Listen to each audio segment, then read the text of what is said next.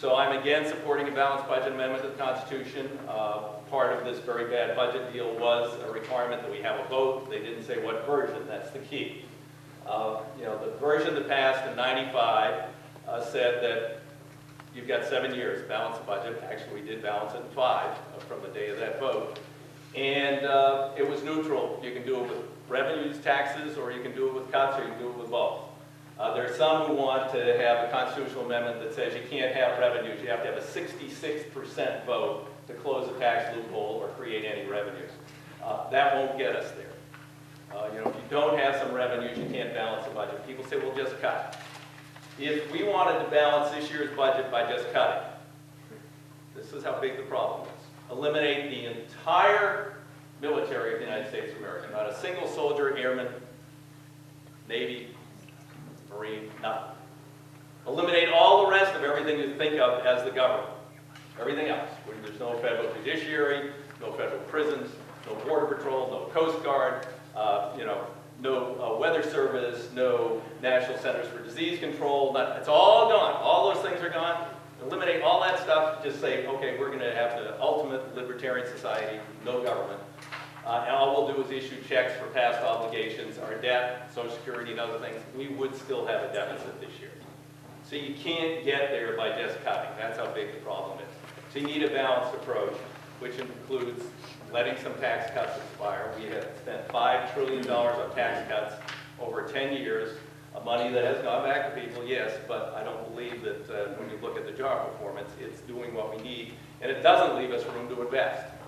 If you give someone a tax break, as opposed to, and you borrow money to do that, that drives up the deficit, or you borrow money to build stuff for the public infrastructure, the public good, one produces jobs, the other doesn't.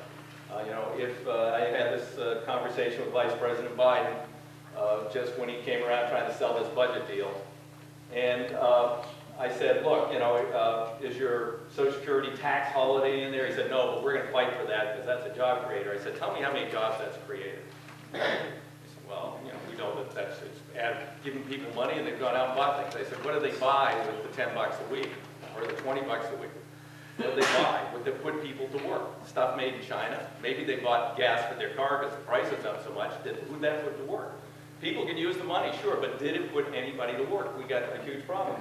I said, what if you borrowed $110 billion and you invested in rebuilding roads, bridges, highways, transit systems, dams, water systems, sewers, jetties, levees, and other things around this country, put 3.5 million people to work. Those 3.5 million people would no longer be collecting unemployment. They wouldn't need food stamps. They'd be paying a modest amount of taxes, and a quarter of the deficit goes away. Wouldn't that be better? He said, yeah, we can't do that.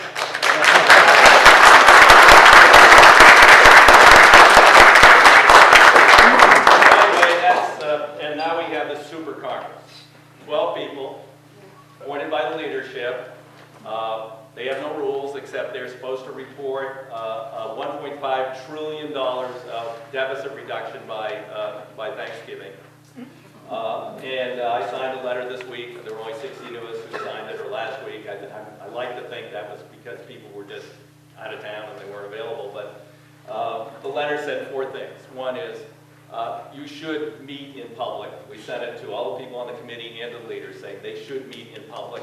Their meetings should be streamed live. People should know what they're talking about. Secondly, any contacts by lobbyists to those 12 people should be reported on a weekly basis. Third, any contributions that you receive should be reported on a weekly basis. And fourth, if you come up with a work product, and it's not clear they will, that work product should be available for a minimum of 72 hours before you make us vote on it, because all the legislation said was we're waiving all the rules of the House and the Senate. If this committee comes up with an end product, it'll be brought forward for an up or down vote, no amendments allowed, under expedited procedures in the House and the Senate.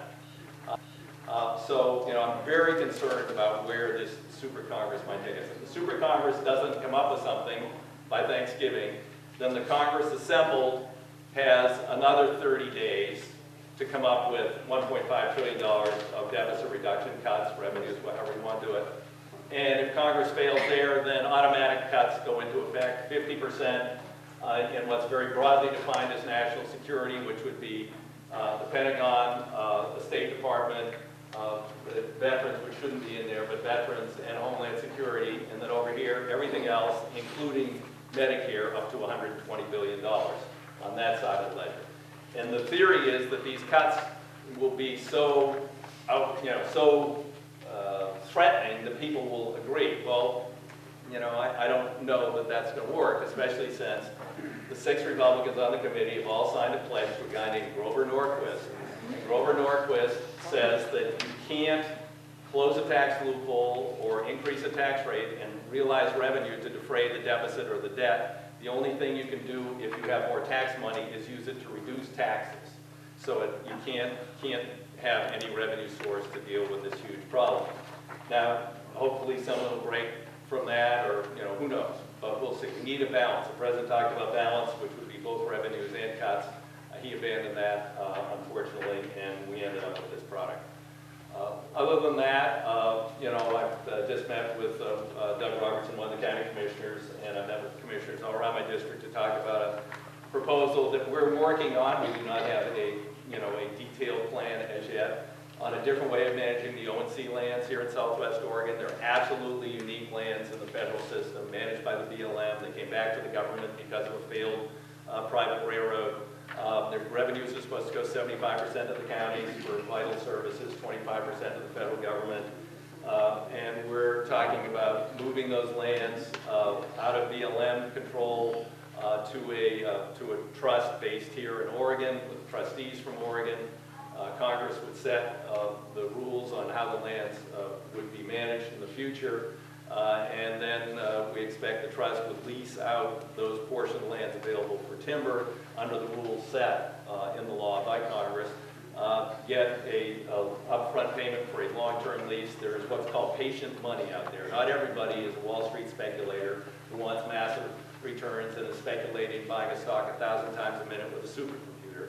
There are other people who manage pension fund money and other money like that, with endowments for universities, and they're willing to get a very reasonable rate of return over a long period of time. And we've been working with some of those folks to find out how that might work. And we think there's a prospect we could get for a 99-year lease on a portion of those lands under sustainable forestry, along the lines of what Jerry Franklin and Norm Johnson have been talking about, the pilot projects I've got them working on. $2 or $3 billion trust fund of the counties would then have the income from that fund to fund vital services. So that's part of it. The other part is we're going to need a temporary extension of the existing payments, and Senator Wyden's working on that because, again, on the House side, we can't pay for county payments by cutting tax loopholes. The last time we extended county payments, we closed the tax loophole to pay for them. We didn't borrow the money. But the House rules don't allow that anymore, as I talked about earlier. So we're hoping the Senate can do that. We work on the management side. We hope to get something sustainable out there before we find that most of the counties in Southwest Oregon can't even afford the most basic of services, sheriff's patrols, jail, courts, things like that. So that's a quick overview of a few things I'm working on. There's a lot of other stuff, so with that I'll be happy to take questions. So who's got one? Sure.